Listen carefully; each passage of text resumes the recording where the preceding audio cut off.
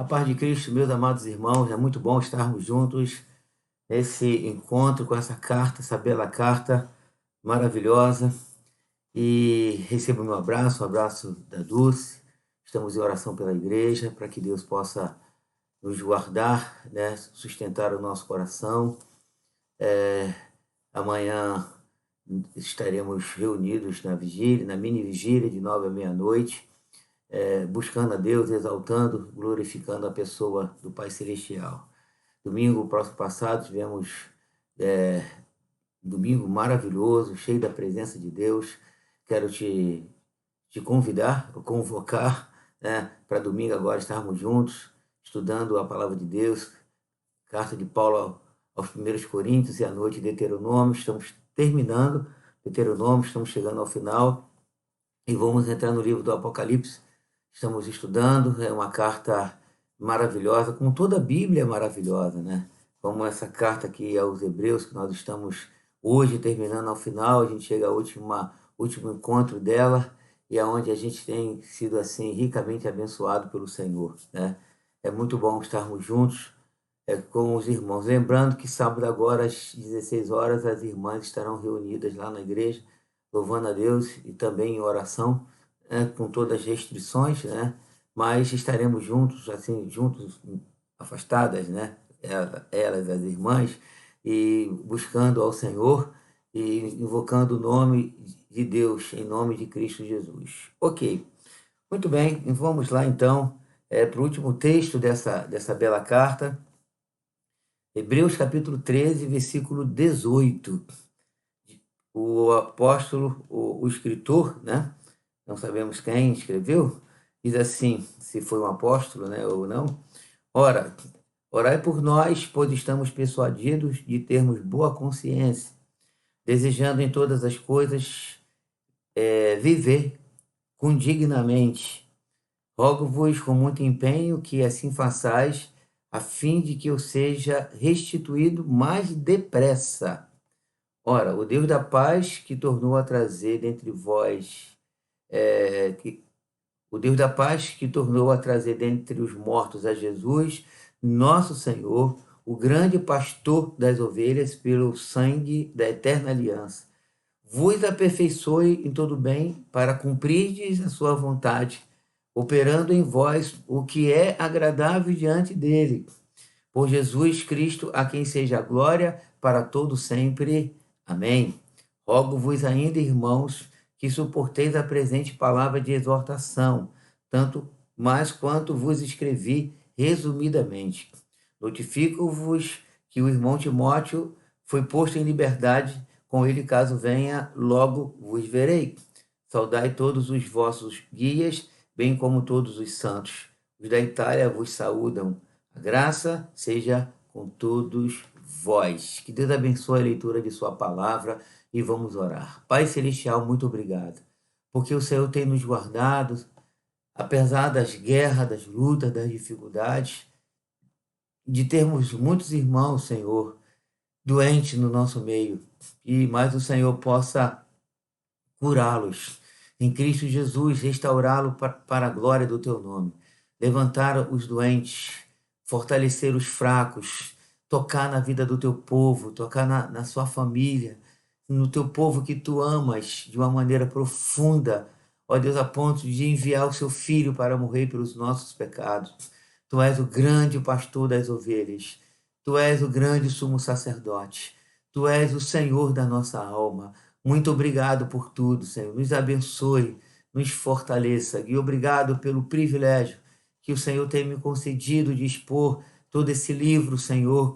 Certamente não na sua totalidade, mas, ó Deus, uma boa parte dele, mesmo, ó Deus, peregrinando em todos os capítulos. No entanto, nós não chegamos ao fundo, porque, ó Deus, é muito profundo.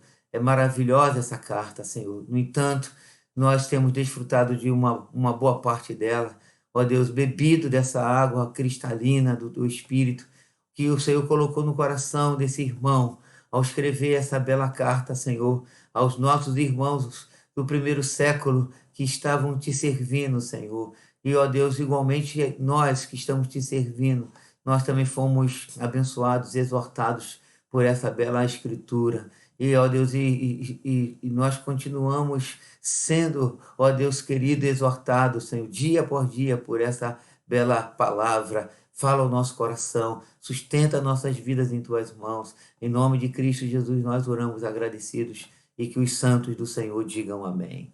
Glória a Deus. Vamos lá. Bom, meus irmãos, eu tenho hoje nesse encontro aqui uma mistura.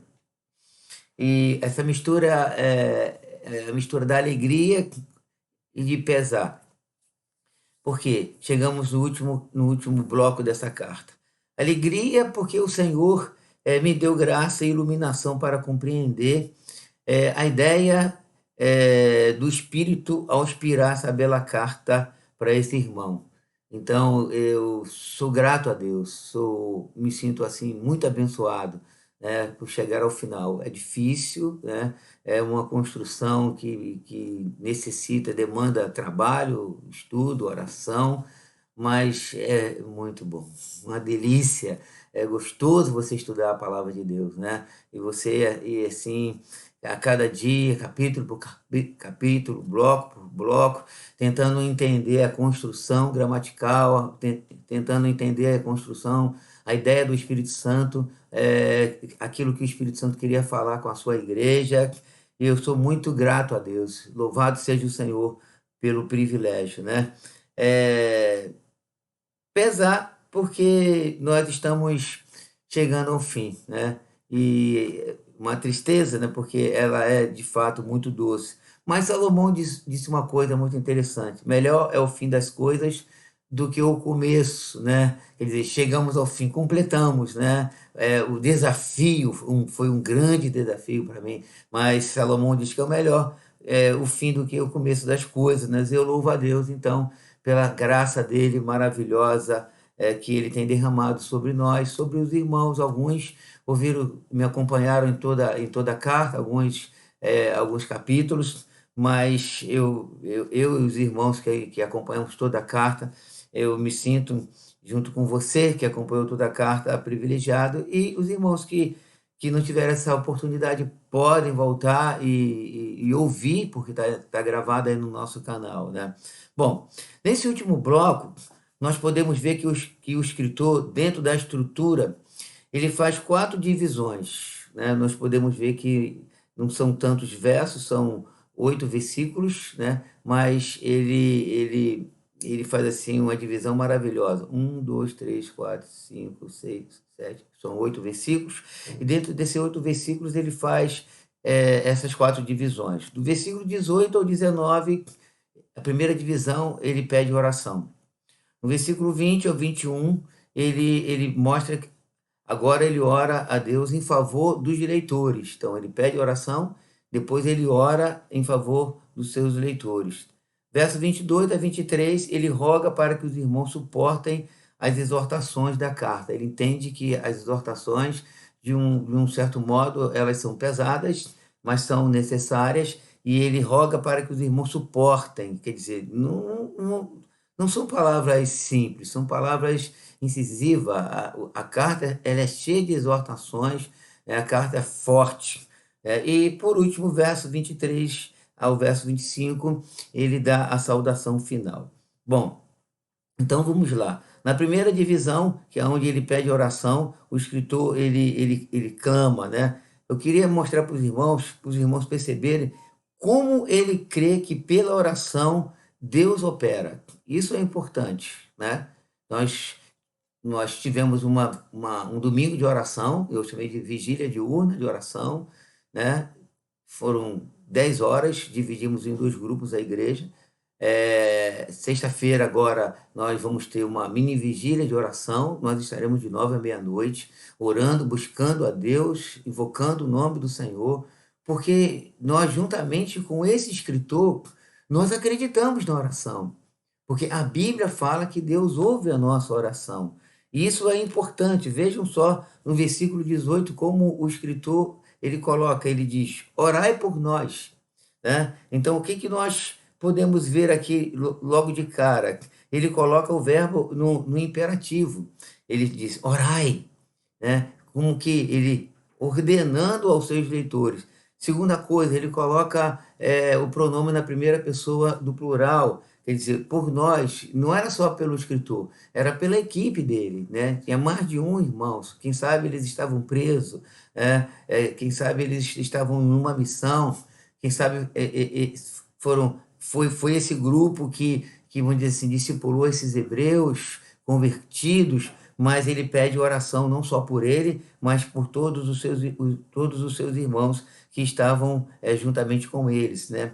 Então, ele pede oração e fala que a equipe estava vivendo uma vida cristã de fato. Versículo 18, a gente volta, diz, orai por nós, pois estamos persuadidos. Vejam só como ele tinha convicção da fé, da vida que eles levavam diante do Senhor.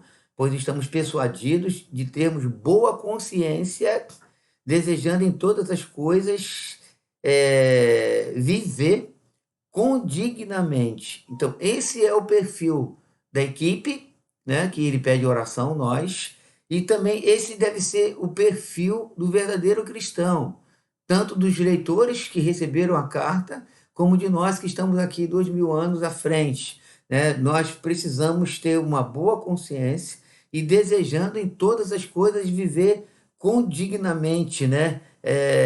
Viver, essa palavra condignamente significa merecidamente, justamente. Então, eles estavam vivendo essa vida na presença de Deus, né? Desejando viver de um modo merecido, de um modo justo. Então, nós não podemos nos esquecer que a vida cristã, ela tem dois sentidos. Tem um sentido teórico, que é um sentido teológico, das informações, de enchermos a nossa mente e os nossos corações da palavra de Deus, mas tem um sentido prático, tem um sentido diário, como diz aqui, desejando em todas as coisas viver condignamente. E mais um detalhe aqui que ele mostra, esse escritor, né? Ele mostra que o verbo aqui desejar está no gerúndio, mostrando que era uma guerra, era uma coisa constante, né? Eles, não é que eles desejavam, tem um dia lá, um domingo, a gente deseja viver com dignidade, não, com dignamente, melhor dizendo. Ele coloca assim, desejando viver com dignamente uma guerra. Ele sabia que a vida cristã prática ela é assim, um desafio constante. No entanto, nós temos o Espírito, esse Espírito nos capacita para que nós venhamos a alcançar esse alvo, agradar a Deus, né? E, enfim, estar na presença do Senhor, né? Diariamente. Mas como ele cria que Deus responde às orações? Porque tem um fato aqui, tem um detalhe muito importante nesse último bloco, que quando ele pede oração, a gente chega no verso 19, a gente lê assim: rogo-vos com muito empenho que assim façais. Assim façais o quê? O imperativo que ele colocou no versículo 18, orai por nós, né? Eles rogo-vos, quer dizer, com muito empenho que assim façais, a fim de que eu vos seja restituído mais depressa, a fim de que eu vos seja restituído mais depressa. Eu fiquei assim impactado com essa palavra. Eu fiquei assim, meu Deus, né? Porque vejam a expansão que ele coloca aqui nesse versículo 19, né?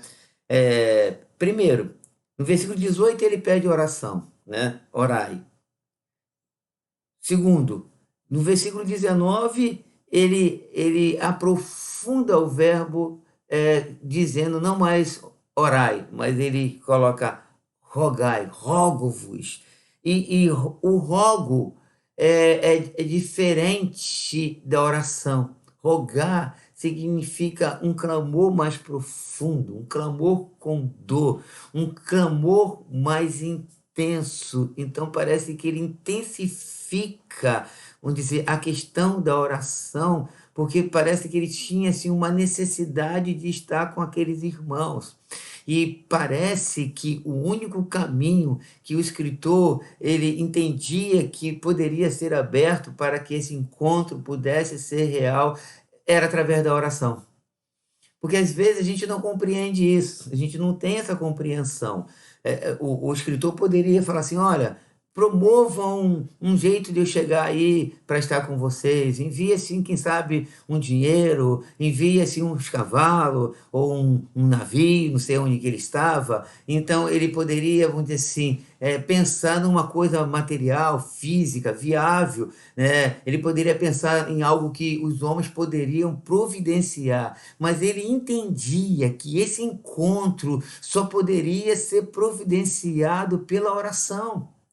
Então ele começa no verso 18 repetindo com o imperativo orai, ele entra no versículo 18 com um termo mais profundo, rogo-vos, e mais, parece que ele intensifica aqui, rogo-vos com muito empenho.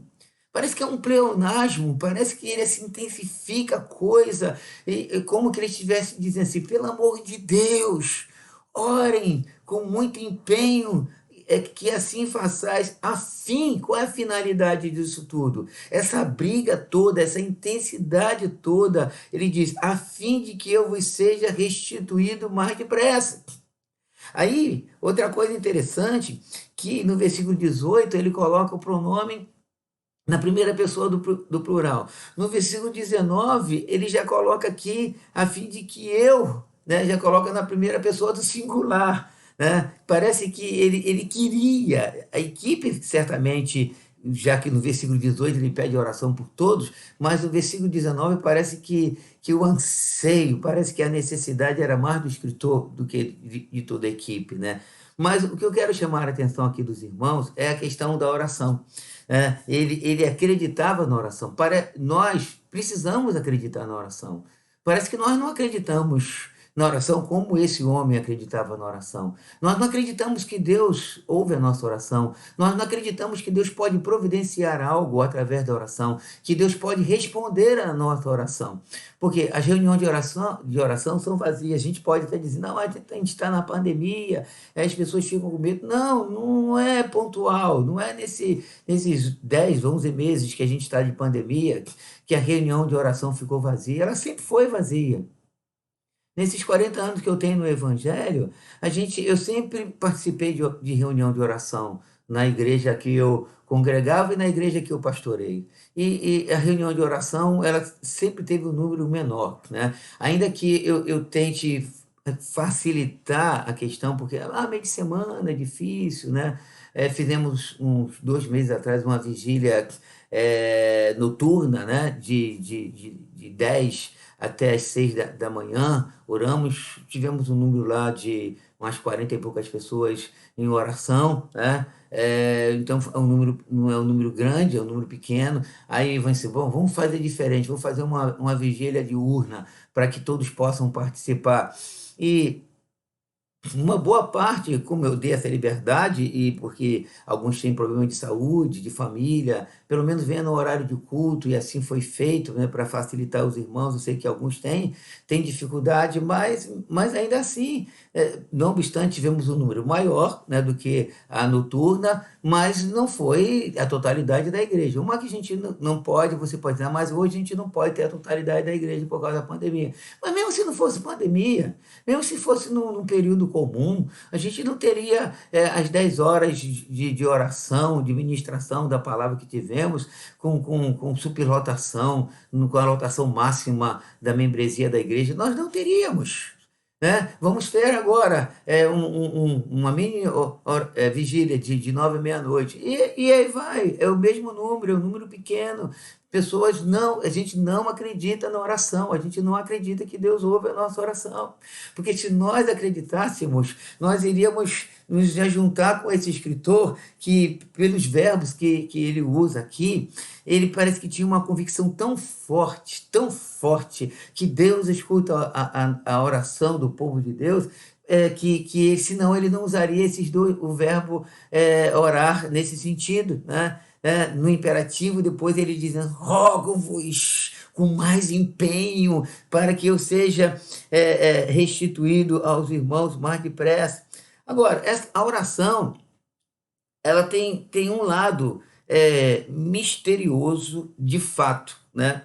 Porque Paulo, por exemplo, ele afirma, ele tem uma expressão muito interessante, misteriosa, que nós não sabemos orar como convém. mas ele não nos deixa, assim, vamos dizer assim, à deriva, sem uma direção, porque nesse mesmo versículo ele diz, mas o Espírito Santo ele intercede por nós com gemidos inexprimíveis. Então, o que que Paulo aqui em Romanos ele fala? Ele fala que na nossa oração nós somos ajudados pelo Espírito Santo. O Espírito Santo ele nos inspira, ele intercede por nós com gemidos inexprimíveis, sem contar também que Jesus está à destra de Deus Pai intercedendo por nós. Nós temos uma intercessão ao lado do Altíssimo, que é o Filho, né? Então ele intercede por nós. Então nós podemos ver que esse caminho da oração é um caminho assim, não obstante misterioso, né? Misterioso em que sentido? Como é que isso funciona? Como chega lá, né? Como chega lá, o livro do Apocalipse mostra que chega como um incenso, né? Que Deus recebe o incenso das taças cheias de incenso, que são as orações do santo, e que Deus responde lá, só que no livro do Apocalipse tem algo muito específico, Deus responde lá derramando trovões, né, sobre a terra, não obstante ser específico, mas podemos ver um princípio da oração, né, que Deus respondendo a nossa oração de uma maneira maravilhosa. Tem esse lado, mas a Bíblia, por outro lado, ela é cheia de afirmações que Deus ouve a nossa oração. E aqui no texto existe uma coisa assim maravilhosa que me chocou, que me deixou assim muito assim, não chocado e me deixou muito feliz também, porque eu queria que os irmãos voltassem comigo no versículo 19. E quando ele diz: "Rogo-vos com muito empenho que assim façais, né, a fim de que eu vos seja restituído mais depressa." Percebam? Mais depressa. O que que ele cria? Ele cria que, através da oração, Deus poderia devolver o escritor à igreja dos hebreus, o grupo que eles estavam reunidos, com mais depressa. Deus poderia encurtar o tempo. O que que a gente pode perceber aqui? Nós não sabemos qual era o impedimento. Parece que havia um impedimento, ou distância, ou outra coisa qualquer, ou cadeia, né? Mas o escritor estava com quem sabe, os irmãos em missão, mas o que sabemos com clareza é que o texto nos revela. E o que o texto nos revela? Que ele estava longe e que, através da oração dos irmãos, Deus poderia restituir o escritor mais depressa. O que a gente pode ver aqui? A gente pode ver aqui algumas coisas. A gente pode ver primeiro que o fatalismo cai por terra, né? O que eu estou dizendo com o fatalismo cair por terra? Alguém pode dizer assim, não, Deus sabe de todas as coisas, ele tem um tempo determinado por Deus, né? Obviamente que há tempo para tudo e o tempo de Deus não é o nosso tempo. E nós podemos ver também que esse escritor, acreditava na soberania de Deus. Ele acreditava que todas as coisas estão, né, debaixo do poder de Deus. Por outro lado, a gente percebe que o escritor também percebeu, cria, entendia que Deus poderia diminuir o tempo. Não sei como é que isso funciona.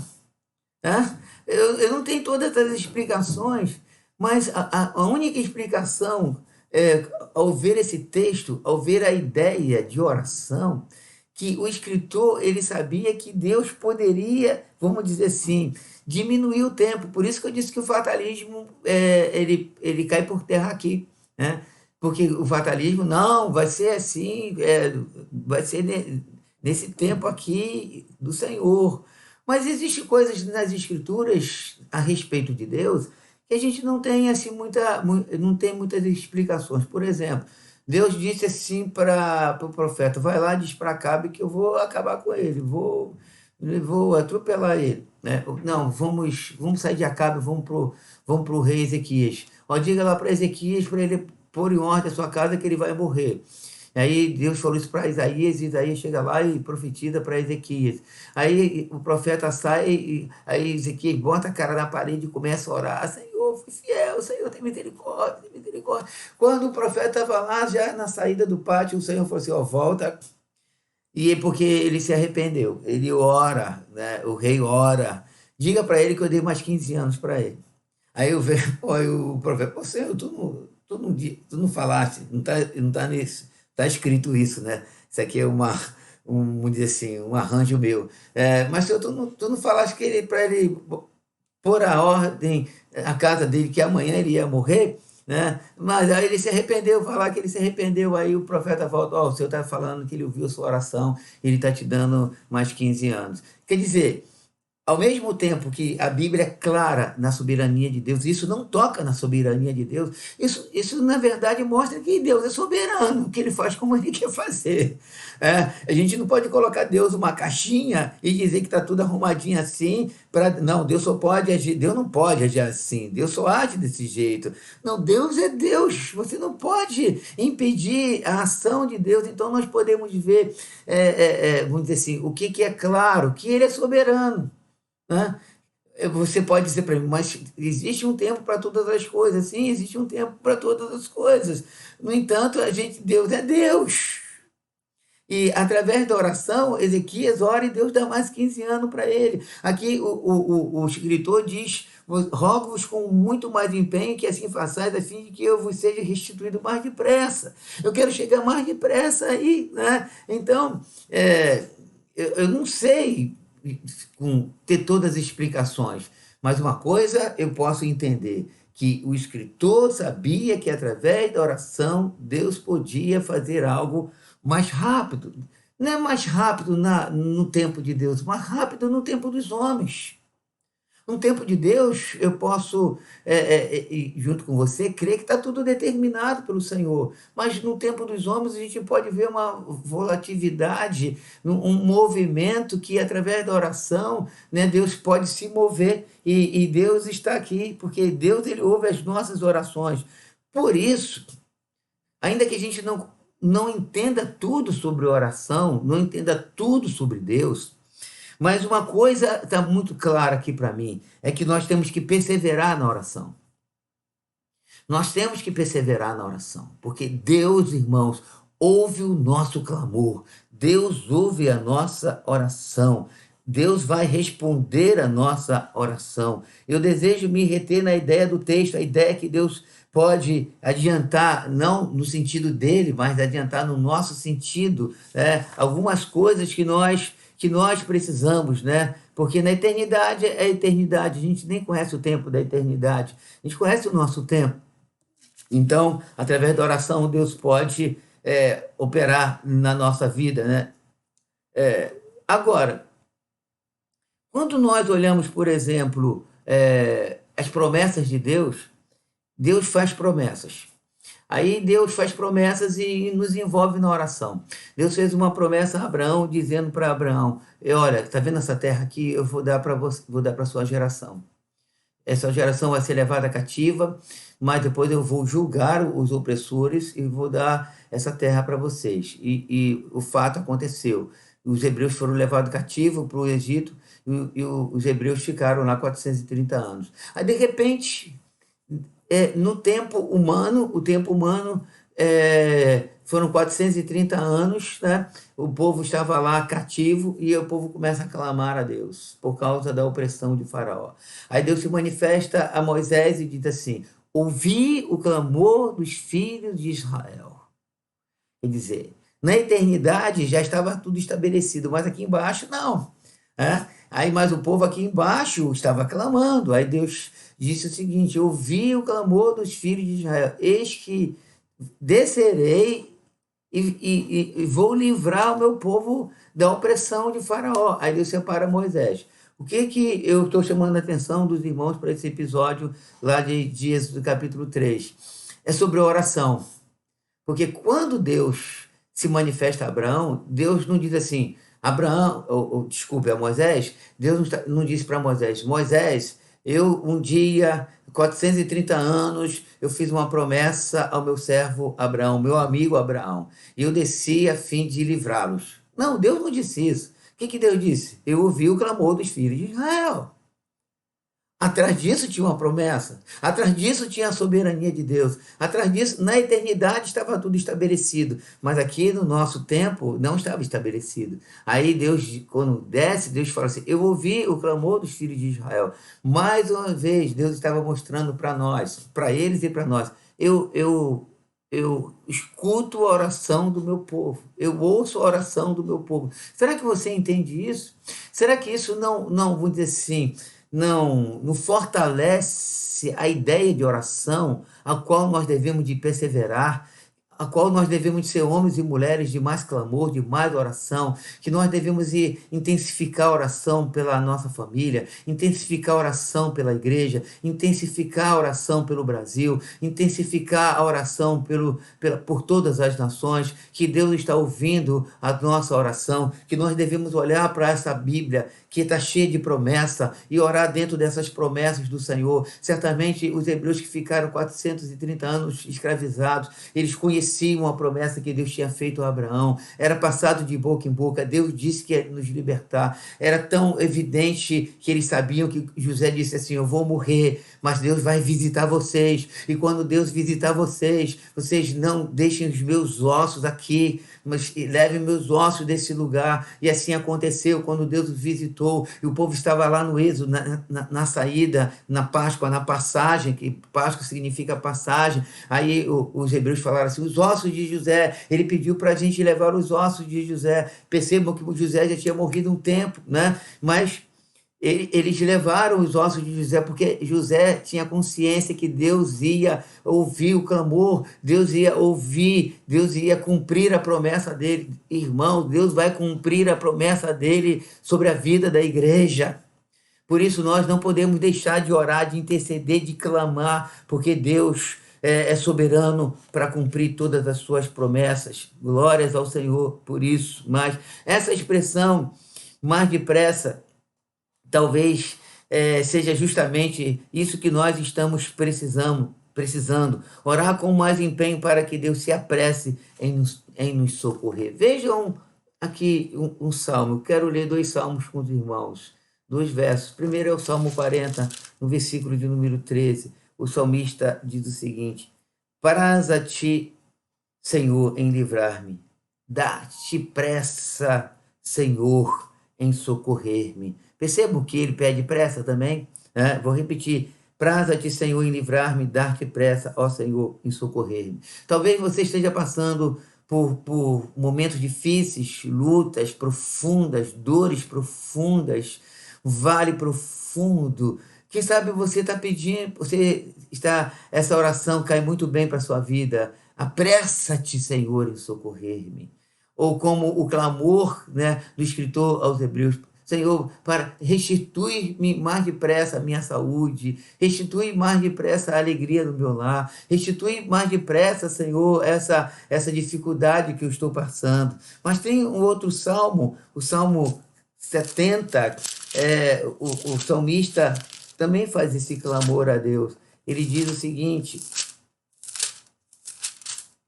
Praza-te, ó Deus, em livrar-me, dar-te pressa, ó Senhor, em socorrer-me. É o mesmo clamor, é a mesma linha de pensamento, né? Quer dizer, os 2 salmistas pedindo assim o Senhor pressa em socorrer. O escritor entra nessa mesma ideia, o escritor aos Hebreus, né? Para que eu seja restituído mais depressa. Irmãos, vamos clamar, irmãos, vamos orar, estejamos na vigília essa semana, orando, cheguemos mais cedo na igreja. A igreja, o culto hoje começa às 9h30, mas essa semana eu estava pensando, porque antes da pandemia nós tínhamos assim uma logística, né? Os obreiros, diáconos, os músicos, que deveriam chegar 1 hora antes, né? 1h30 para a gente orar, né? E quem não chegasse durante esse período não tinha problema nenhum, só que estaria, vamos dizer assim, inviabilizado de trabalhar na igreja porque não chegou para orar. Então ninguém era obrigado, mas se não chegasse, não teria o privilégio de trabalhar na obra de Deus. Com a pandemia, as coisas mudaram. Aí eu fiquei pensando: meu Deus do céu, como um ser humano é incrédulo, né? Como um ser humano não acredita na oração. e eles não chegam mais. O culto agora é mais tarde, né? E eles, alguns, muito pouquinho, chega mais cedo para orar. E a igreja, a gente abre a igreja 1 hora antes, tanto de manhã como à noite. Eles só chegam assim, domingo agora à noite eu fiquei assustado, que eu falei assim, estava chovendo, nós tivemos uma frequência muito boa pela manhã, eu falei assim, agora à noite vai ter pouquinha gente, porque quando foi 6h30, tinha assim, umas meia dúzia de pessoas na igreja em oração. Quando eu levantei para a gente fazer o louvor, e no término do louvor, a igreja estava muito bem representada. Quer dizer, qual é a ideia que isso, qual é o quadro que isso mostra? Que a gente não acredita na oração. Quando a gente tinha quase que uma imposição, que na verdade não era uma imposição, porque a gente tem liberdade de trabalhar na igreja ou não, porque o trabalho da igreja é um trabalho voluntário. Só que a gente tínhamos, né, um padrão antes da pandemia, um modelo assim, bom, a gente tem que trabalhar, a gente precisa estar dentro desse modelo, né? E que esse modelo agora foi aberto. Aí, ele não chega não. O culto começa mais tarde, a hora do culto diminuiu, a gente tem menos tempo de culto. E aí sabe o que a maioria faz? Chega batendo um gongo, né, em cima da hora, ou então depois da hora, não chegam para orar. Aí a pergunta é: como é que Deus vai chegar, se manifestar numa sarça e dizer assim: eu ouvi o clamor dos filhos de Israel? Né? Inclusive, eu até falei que às vezes eu dou oportunidade para alguns irmãos pregarem sobre oração, até os que pregam sobre oração não chegam para orar. O avivamento está longe, a crença na oração, pelo menos na igreja que eu pastorei, tá muito longe. A incredulidade ainda perdura, ainda impera. A gente não acredita no que a palavra de Deus diz. A gente não acredita que a gente tem que perseverar na oração. A gente não acredita que a oração é algo maravilhoso, que Deus ouve a nossa oração. Porque aí alguém pode falar, mas a gente ora em casa. Quem ora em casa, ora na igreja. Quem ora em casa tem prazer de orar junto. Quem ora em casa tem prazer de estar reunido. Porque assim era a igreja primitiva. Os irmãos perseveravam unânime no templo em oração. Essa questão de nós estarmos juntos orando, ela é, vamos dizer assim, fundamental. Quando alguém é um homem de oração, uma mulher de oração, ele tem prazer nisso. Mas a gente não tem prazer, porque a gente não acredita. A gente não acredita que Deus ouve a nossa oração. É por a oração ser, muitas vezes, assim, não está no nosso controle essa resposta de Deus, a gente clama e recebe depois, como no balcão: ei, me dá aquilo ali, aquele negócio ali, eu quero levar aquilo, e aí lá, e o balconista vai lá e pega e nos entrega. A oração não tem essa logística, ela está no controle de Deus, não sei se é isso, né? Mas que Deus nos ajude, que Deus possa colocar no nosso coração a fé, a certeza, a convicção que Deus ouve o nosso clamor. A segunda parte da escritura está no versículo 20, versículo 21, quando o escritor diz: ora, o Deus da paz, que tornou a trazer dentre os mortos a Jesus nosso Senhor, o grande pastor das ovelhas, pelo sangue da eterna aliança, vos aperfeiçoe em tudo bem, para cumprirdes a sua vontade, operando em vós o que é agradável, diante dele, por Jesus Cristo, a quem seja a glória para todo o sempre. Amém. O que o escritor faz aqui nessa segunda divisão? Agora ele ora. Percebam, primeiro ele pede oração. Vejam a ideia do escritor. Versículo 18 a 19, dois verbos: orai e rogai. No versículo 20 ele diz: ora, o Deus da paz, que tornou a trazer e tal. Aí ele coloca aqui uma teologia. Aí no versículo 21 ele diz: vos aperfeiçoe. Ele está, não só um desejo, não é só uma afirmativa, é uma oração. Ele está orando para que Deus pudesse aperfeiçoar os seus leitores. Então, o que nós percebemos?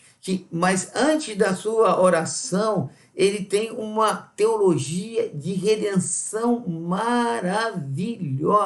O versículo 20, irmãos, é uma soterologia de primeira. Vamos lá, ele começa: ora, o Deus da paz, que tornou a trazer dentre os mortos a Jesus, nosso Senhor. Então, o que a gente percebe aqui? Pela primeira vez na carta, o escritor faz uma referência direta à ressurreição de Jesus. Obviamente, em toda a carta tem uma referência indireta na ressurreição de Jesus, quando ele fala algumas vezes que Jesus está assentado à destra da majestade de Deus. O que ele faz nessas declarações, ou nessa declaração?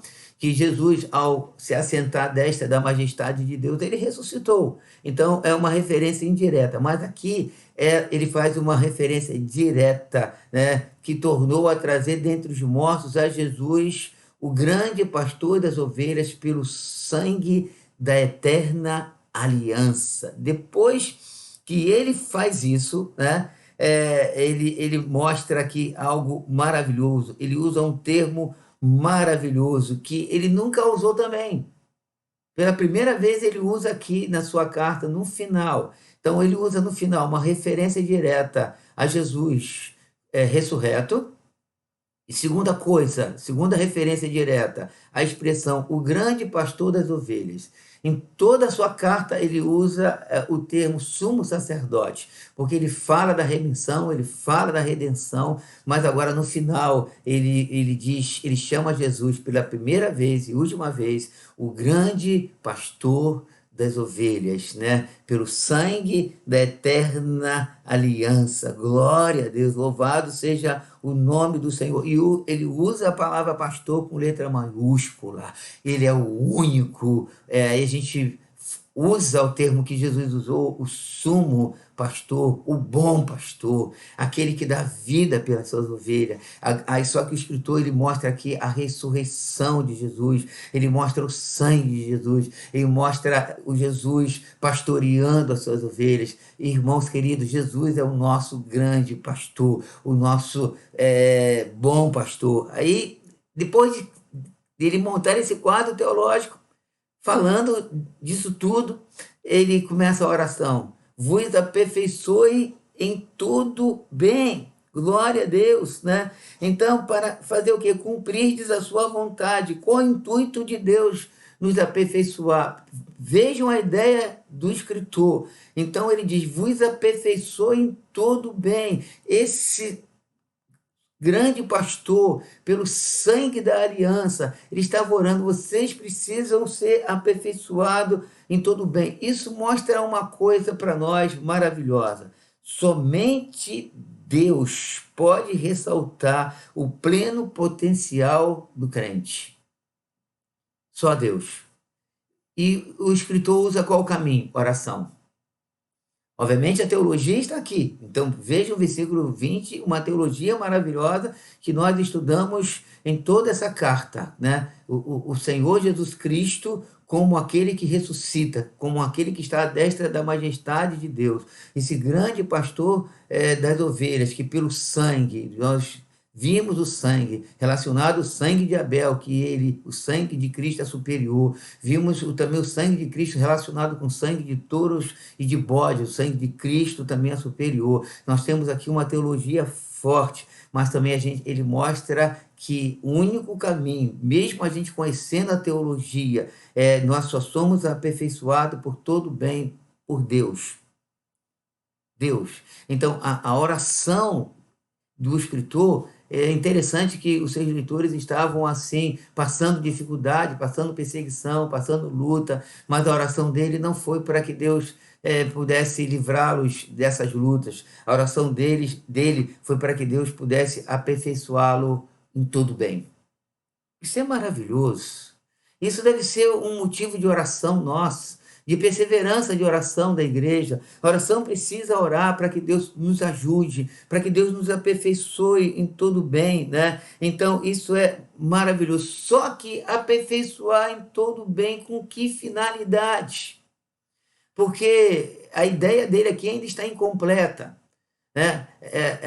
A gente pode dividir a ideia dele em duas partes. A primeira parte da oração vamos dizer assim, é que Deus Só através de Deus nós somos capacitados, através de Deus nós podemos chegar em todo o potencial da vida cristã. Mas com que finalidade? Vamos voltar para o texto, versículo 21, né? Para cumprirdes a sua vontade. Que essa sua é a vontade de Deus. Então, através do aperfeiçoamento de Deus, Deus nos capacita, nós chegamos assim, essa plena capacidade cristã espiritual, para a gente fazer o quê? Para a gente se amostrar? Não, para a gente cumprir a vontade de Deus. Para que a gente se renda à vontade de Deus. E aí se acende uma luz aqui. Qual é a luz que se acende? Que para a gente cumprir a vontade de Deus, nós também precisamos de oração. Nós precisamos pedir que Deus nos capacite, que Deus nos encha, que Deus nos aperfeiçoe e que essa perfeição culmine, vamos dizer assim, ela despeje lá na vontade do Senhor, a gente possa cumprir essa vontade de Deus em plenitude. Louvado seja o nome do Senhor. Então, essa palavra aperfeiçoar, a gente pode ver aqui outra coisa. A palavra aperfeiçoar, ela mostra a soberania de Deus. E segunda coisa, para a gente cumprir a vontade de Deus, ela mostra outra coisa, a responsabilidade humana. Só que a gente vê a soberania e responsabilidade humana. Só que a responsabilidade humana depende da soberania de Deus. Se Deus não nos aperfeiçoar, se Deus não nos capacitar, nós não seremos capazes de responder a Deus.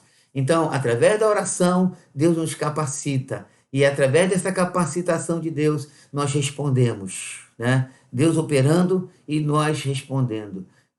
Irmãos, não tem como a gente responder se Deus não nos capacitar. Porque não há força em nós, não é uma questão de carnalidade, não é uma questão de capacidade, é uma questão de poder de Deus, né? A gente sempre fala que a gente tem responsabilidade. De fato, a gente tem responsabilidade para responder a Deus. Mas se Deus não trabalhar em nós, não tem como a gente responder. Porque se Deus não operar em nós...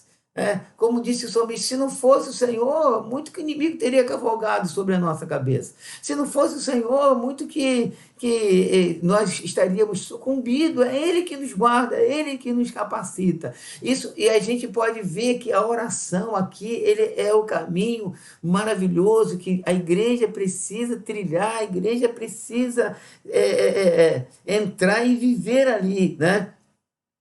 Deus trabalha em nós e nós podemos responder o trabalho do Senhor. Só que tem algo aqui maravilhoso. Vamos voltar para o verso 21, né? Operando em vós o que é agradável diante dele, por Jesus Cristo, a quem seja glória para todo sempre. Observar o verbo operar, ele está no gerúndio. Isso significa que a obra só vai ser feita no céu. Deus vai continuar operando na nossa vida até a gente falecer ou até Jesus voltar. Né? Então, um verbo, vamos dizer assim, no pretérito perfeito, né? Ele já operou e acabou, a gente está completo. Não, ele coloca aqui no gerúndio, operando em vós.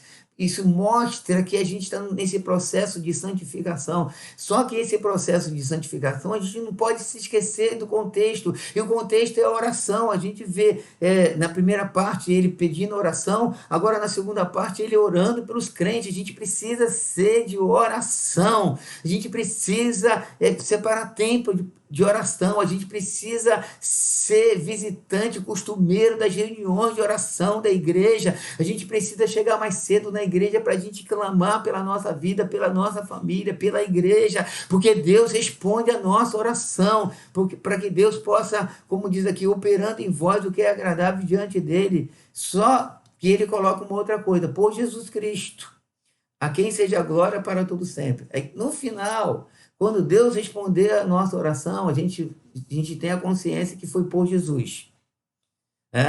Nós não podemos chegar diante do Pai sem Jesus. Jesus é o único caminho, Jesus é o único que pode fazer com que o Pai Celestial possa ouvir a nossa oração. Louvado seja o nome do Senhor. Então, Deus aperfeiçoa e Deus opera pelo seu Espírito Deus está operando em nós. Aí a pergunta: estamos orando? Estamos fazendo essa oração do escritor, que vos aperfeiçoe tudo bem para cumprir a sua vontade. Eu queria que os irmãos pegassem esse verso 21 e relessem ele várias vezes e orassem em cima dele, né? Eu quero fazer essa oração junto com você. Vos aperfeiçoe tudo bem. Eu quero levantar a minha mão para orar por você e por mim. E vos aperfeiçoe tudo bem para cumprir a vontade de Deus, operando em vós, em nós, o que é agradável diante dele. Por Jesus Cristo, a quem seja glória para todos sempre. Amém. Uma oração curta, uma oração profunda, que pode ser repetida, e aí o Espírito Santo nos inspira, vai nos conduzindo à oração, ao clamor, para que Deus opere na nossa vida de uma maneira maravilhosa. E por último, a gente chega no última parte do bloco e a última parte da carta. Eu estou com saudade. Quando ele diz rogo-vos, ele usa aqui novamente o verbo rogar, né? Rogo-vos, ainda irmãos, que suporteis a presente palavra de exortação, tanto mais quanto vos escrevi resumidamente. Notifico-vos que o irmão Timóteo foi posto em liberdade, com ele, caso venha, logo vos verei. Saudai a todos os vossos guias, bem como todos os santos. Os da Itália vos saúdam. Então, o escritor estava na Itália. A graça seja com todos vós. Como que nós podemos dividir? Primeiro, ele diz, vejam só a preocupação dele. Ele sabia que a carta era pesada. Ele sabia que ele muitas vezes foi incisivo, foi forte com os seus leitores. Ele diz, rogo-vos ainda, irmãos, que suporteis a presente palavra de exortação. Qual a ideia que a gente pode ter aqui? Que o escritor entendia que os seus leitores, como todo ser humano, não é muito afinado à exortação. Exortação, palavra de exortação, palavras fortes, de admoestação, que na verdade são palavras de incentivos, né? E às vezes elas vêm pesadas. A gente não é muito a favor disso, a gente sempre torce o nariz. Mas a gente não pode torcer o nariz, não. Mas ainda assim, o escritor, ele com cuidado com as ovelhas, que é esse espírito pastoral, ele diz, suporteis a presente palavra de exortação. Suportem isso. Como que dizendo assim, isso é para o vosso bem, isso é para a vossa edificação. Né? Nós precisamos ser edificados. Alguém precisa falar a verdade para nós. Alguém precisa apontar o dedo para nós. Alguém precisa... E só que essa exortação é uma exortação paternal. E a exortação paternal é uma exortação pastoral. E a exortação pastoral, ela tem um peso, né? Esse peso que às vezes pessoas ficam incomodadas, se torcem no banco, mas é uma exortação amorosa, é uma expressão como o apóstolo Paulo, lá em Corinto, nós estamos estudando a carta, vamos chegar lá, Paulo diz assim, como ama, que acaricia os seus filhos, e a gente pode ver uma carta também pesada. Então a Bíblia, a gente pode ver Deus muitas vezes usando os seus servos, falando com a sua noiva, falando com a menina dos seus olhos, e muitas vezes Deus falando pesado, porque o Senhor ama, mas o escritor, suportem isso, por favor. Suportem as exortações que são dadas a vocês, domingo após domingo, naquele púlpito. Suportem, né, a presente palavra de exortação. Aí ele, verso 23, ele faz notificação de Timóteo, né? Notifica que o irmão Timóteo foi posto em liberdade. Então, mostrando que Timóteo estava preso, né? E por isso que, por outras coisas também, que alguns acham que foi Paulo que escreveu a carta, mas eu não quero entrar nesse debate aqui, que para mim não é interessante, né? Porque interessante é que o escritor foi inspirado, né? Pelo Espírito Santo. E, por último, ele diz o seguinte, antepenúltimo, melhor dizendo, saudai todos os vossos guias, bem como todos os santos, os da Itália vos saúdam. Ele manda a exortação para os guias, segundo para os santos, e por último ele fecha com algo aqui maravilhoso que todos nós precisamos, né? A graça seja com todos vós. A última palavra do escritor é graça. Glória a Deus por isso, né? Ele fecha com graça. Abre com graça porque ele abre com Jesus Cristo, né? Quando ele fala naquela introdução maravilhosa que Deus falou muitas vezes pelos pais, pelos profetas, mas agora ele fala pelo Filho, e o Filho é a graça de Deus. Ele termina com o Filho também: a graça seja com todos vós. Esse favor imerecido, esse dom maravilhoso que veio sobre nós. Que Deus nos guarde, que Deus nos abençoe, e que essa exortação nós possamos recebê-la com graça e dizer assim: essa é a palavra para mim. Eu preciso ser alguém de oração. Eu preciso ser alguém que não só acredite em oração, porque tem uma diferença muito grande entre acreditar em oração e ser de oração. Essa afirmativa teórica, eu creio em oração, ela vai por terra quando a gente não é de oração. Porque quando a gente acredita numa coisa, a gente abraça essa coisa. Eu quero dizer uma coisa: se você não é de oração, se você não persevera em oração, você não acredita em oração. Porque quando a gente acredita numa coisa, a nossa vida prática, ela mostra isso. A gente abraça o que a gente acredita. Mas que Deus nos ajude, que Deus nos conduza, que Deus conduza o nosso coração. Eu quero orar por nós nesse encontro final. Pai Celestial, obrigado por esse término dessa exposição.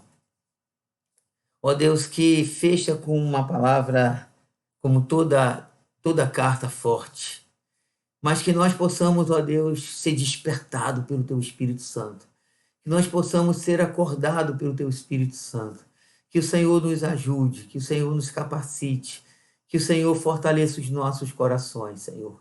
Seja conosco, Senhor, pelo poder e a autoridade de Cristo. Que a sua igreja possa acreditar na oração, que nós sejamos homens e mulheres de oração, que possamos clamar o Senhor, que o Senhor possa, Senhor, nos abençoar. Restitui-nos mais depressa a nossa bênção. Ó Deus amado, em nome de Jesus, não tarde, Senhor, em nos ouvir. Em nome de Cristo, nós sabemos que na eternidade o Senhor, ó Deus amado, já determinou todas as coisas. No entanto, Senhor, no mundo presente, Senhor, as coisas são, nós podemos perceber que, ó Deus, ainda são volúveis. Tanto é que o escritor diz que, ó Deus, ele poderia ser restituído mais depressa, não no quesito eternidade, mas num quesito temporal. Por isso, Senhor, nesse momento temporal, se move no nosso meio. Nós não entendemos tudo. O Senhor mandou o profeta voltar e falar para o rei que o Senhor estava dando mais 15 anos, ó Deus, para aquele homem. Senhor, então, nesse mundo temporal, nesse mundo volúvel, Senhor, move ao nosso bem, vem em nossa direção, Senhor, trabalha na nossa vida, pelo poder e a autoridade de Jesus Cristo. Ó Deus, em nome de Cristo, sabemos que Tu és soberano, que na eternidade, é a eternidade que nós não compreendemos quase nada. Ó Deus querido, mas o que nós sabemos é que Tu reinas e que Tu és maravilhoso, que Tu estás sentado no trono, que na eternidade tudo está estabelecido. Mas, ó Deus, enquanto estivermos aqui, o Senhor mandou a gente orar, o Senhor disse que o Senhor ouve a nossa oração, o Senhor nos chama para orar e queremos ser de oração. Toma a igreja nas Tuas mãos, toma a nossa família nas Tuas mãos, ouve o nosso clamor, encha-nos do Espírito Santo, envia um avivamento para a igreja, move Teu Espírito sobre a igreja, encha a Tua igreja da Tua presença, encha a Tua igreja do Espírito, encha a Tua igreja do Teu poder, encha a Tua igreja da Tua graça. Senhor, toca no Teu povo, acorda o Teu povo para orar, acorda o Teu povo para clamar, acorda o Teu povo para jejuar. Acorda, Senhor, que a igreja seja uma igreja que clame, uma igreja que ore, responda, os doentes sejam curados, os caídos sejam levantados, os desviados possam retornar. Em nome de Jesus, guarda as famílias,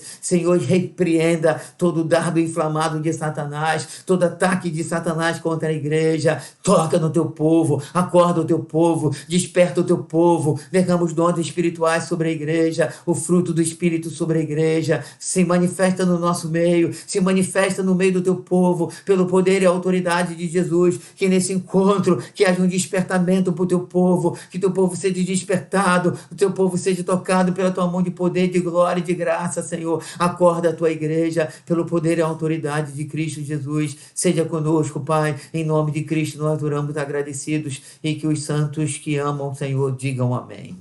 Glória a Deus. Irmãos queridos, sexta-feira agora estaremos juntos de 9 à meia-noite, orando, clamando aos céus.